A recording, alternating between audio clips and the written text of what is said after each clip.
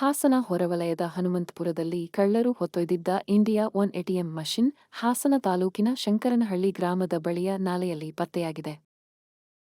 ಜನವರಿ 29ರಂದು ಹನುಮಂತಪುರದಲ್ಲಿ ಕಳುವಾಗಿದ್ದ ಇಂಡಿಯಾ ಒನ್ ಎಟಿಎಂ ಮಷಿನ್ ಅನ್ನು ದುಷ್ಕರ್ಮಿಗಳು ಹಣ ತೆಗೆದುಕೊಂಡು ಎಸೆದು ಹೋಗಿದ್ದಾರೆ ಎಂದು ಪೊಲೀಸರು ಶಂಕಿಸಿದ್ದಾರೆ. ರಾಜ್ಯ ಹೆದ್ದಾರಿ ಪಕ್ಕದಲ್ಲೇ ಇದ್ದ ಎಟಿಎಂ ಅನ್ನು ಕಳ್ಳರು ಒಡೆದು ಒಳಗಿದ್ದ ಹಣ ದೋಚಿ ಬಳಿಕ ಮಷಿನ್ ಅನ್ನು ನಾಲೆಯಲ್ಲಿ ಎಸೆದಿದ್ದಾರೆ. ಇಂದು ಬೆಳಿಗ್ಗೆ ಸ್ಥಳೀಯರು ಇದನ್ನು ಕಂಡು ಪೊಲೀಸರಿಗೆ ಮಾಹಿತಿ ನೀಡಿದ್ದಾರೆ. ಹಾಸನ ಗ್ರಾಮಾಂತರ ಪೊಲೀಸ್ ಠಾಣೆಯ ಅಧಿಕಾರಿಗಳು ಸ್ಥಳಕ್ಕೆ ಭೇಟಿ ನೀಡಿ ಪರಿಶೀಲನೆ ನಡೆಸಿದ್ದಾರೆ. ಈಗಾಗಲೇ ಪೊಲೀಸರು ಕಳ್ಳತನ ಸಂಬಂಧ ತನಿಖೆ ನಡೆಸುತ್ತಿದ್ದು, ಸಿಸಿಟಿವಿ ದೃಶ್ಯಗಳ ಪರಿಶೀಲನೆ ಮೂಲಕ ಆರೋಪಿಗಳನ್ನು ಪತ್ತೆ ಹಚ್ಚಲು ಯತ್ನಿಸುತ್ತಿದ್ದಾರೆ.